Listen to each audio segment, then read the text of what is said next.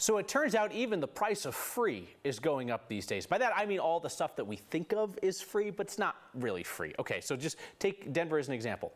Your trash gets picked up. You don't pay a line item that is for trash pickup. It's just part of your property taxes. Same goes with libraries. You check out a book for free because you've already paid for that service. But now Denver's libraries are looking for more money next year. Our Marshall Zellinger checked that out.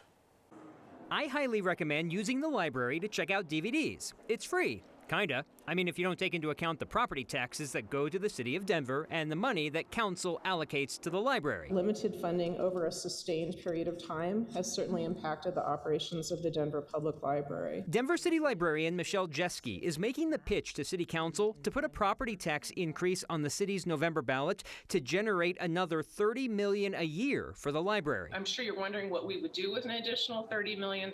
Before her presentation, we talked with Jeske about wanting residents to pay more to help the library of tomorrow, hoping that voters don't reject the millions of taxes. Okay, that says millions of maxes, but I can only work with the books I found. We would invest in our communities by providing more access to technology, programs, and services, more books and other parts of our collection, and we would be expanding hours to include nights and weekends. If paying for additional library needs sounds familiar, it is, but different. In November, Denver voters approved several bonds for needs citywide. That included 2 new libraries and a renovation to another. Those bonds are wonderful and we're delighted to have them, but they don't come close to helping take care of the deferred maintenance that we have out there and the additional library location needs. If this is put on the ballot, at least voters will have a say on if they want to pay more for what seems free. We just a couple of weeks ago had the conversation about volume-based trash pricing. During today's council presentation, Council President Stacey Gilmore brought up the new fee that council already approved for trash pickup next year.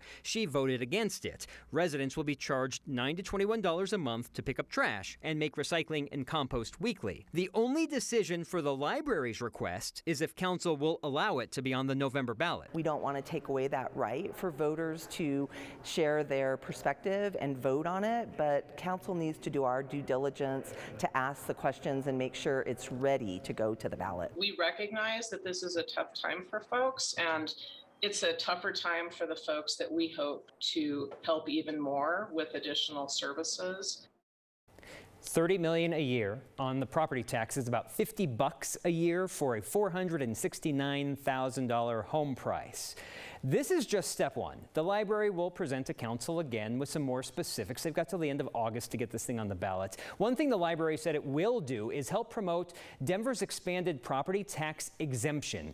It's a property tax cut normally reserved for seniors and those who are disabled. The city of Denver, however, is expanding it to limited income families with children. So even if the property tax goes up for libraries, some will see lower property taxes through a different city program. It's a brutal year to ask people for more money at the ballot. That said, Denver taxpayers have a long history of approving additional spending on things. The only thing I can think of in recent memory, spending project that's gone down is the Hancock Sports Palace that they were going to build at the National Western. Voters did not want to vote for that. So when we talk about Denver libraries, they're funded a little bit differently than like the suburban libraries, the way that they get money from voters. The best example is Arapahoe Libraries. It's a district. It's a completely separate line item on your property tax. This in Denver has to go through as a general city property tax to the city of Denver, and then Denver allocates that money to the library versus in Arapahoe County, you're paying on your property tax directly to that library district. Good heads up before people see it on the ballot. Marshall, thank you.